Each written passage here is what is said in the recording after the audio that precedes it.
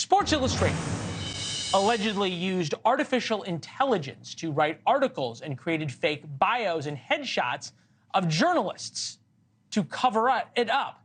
And yesterday, Deadspin published an article showing a kid at the Kansas City Chiefs game in, quote, blackface to prove there is racism in the NFL. You'll note the journalists at Deadspin couldn't spell blackface correctly, the thing they are so angry about. From the article, the NFL needs to speak out against the Kansas City Chiefs fan in blackface native headdress. They're doubling up on the racism. Are you going to say anything, Roger Goodell? Turns out they didn't see or didn't want to see the other half of the kid's face, which was painted red for the color of the Kansas City Chiefs. To borrow a phrase, fake news ×2. Colby Hall is here, founding editor of Mediaite, the premier website for news about the news. Look, Colby, it's some level when it comes, especially the Sports Illustrated thing, it's kind of funny, especially because it's sports news, so who really cares? But at a level here, right, for all journalists who sit there and complain about lack of trust in the news, well, duh. Right. Well, let me just, quick rejoinder, kudos to the journalists at Futurism who caught this, right? We wouldn't know about it. And there's probably lots of other AI-generated articles out there that haven't been discovered, but Sports Illustrated were caught with their pants down. And this is the sort of stuff that really, sort of is, it deteriorates, already waning trust in the media. I thought it was creepy.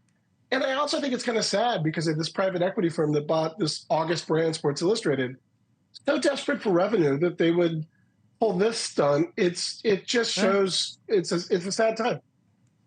Yeah, it is a sad time. And as I said about sports journalism, who really cares? I feel like there would be probably something to be said for AI-generated models in the next Sports Illustrated swimsuit edition. They already exist on Instagram.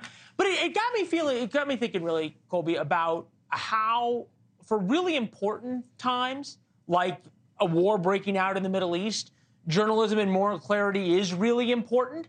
And 100%. Then we had, and you and I have talked about this, I wanted to play you this soundbite from CBS this morning talking about terrorists. These are people who have tried to kill Israelis and committed violent acts, being let out in a prisoner exchange for hostages that are babies. And this is how CBS covered it. Take a listen. Israel says the minors it's releasing as part of the truce are terrorists. But Palestinian leaders say they're just children, held for what other countries would regard as civil disobedience offenses like attending protests. I don't get it. There's a number of these. They're on videotape stabbing people. They're on videotape trying to blow themselves up. I don't get it.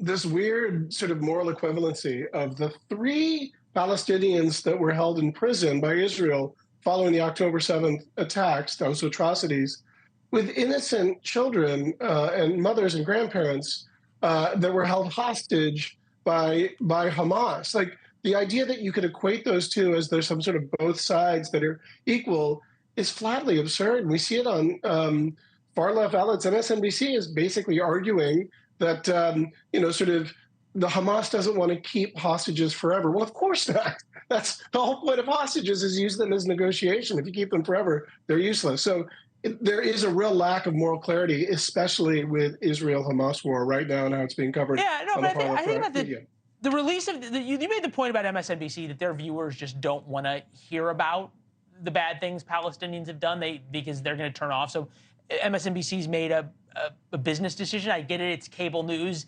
MSNBC's far left. That's just who they are. But CBS, Walter Cronkite would be turning over in his grave right now. He would be. And, it just shows how far we've gone from acceptable sort of traditional standards of journalism, where it's facts first. People don't want that. They want analysis or opinion that served as comfort food. And thankfully, NewsNation doesn't abide by that. NewsNation plays it straight, and you never know what you're going to get on NewsNation for good reason. But the fact that CBS, an August brand, would go so far in this way is it's not a high mark for them.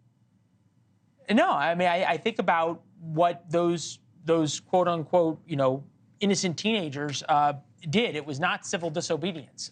Stabbing people is not. And yeah, you could. All right. Colby, it's good to see you as always. Thank you. Thanks for watching. Go to joinnn.com to find NewsNation on your television provider. And don't forget to click the red subscribe button below to get more of NewsNation's fact-driven, unbiased coverage.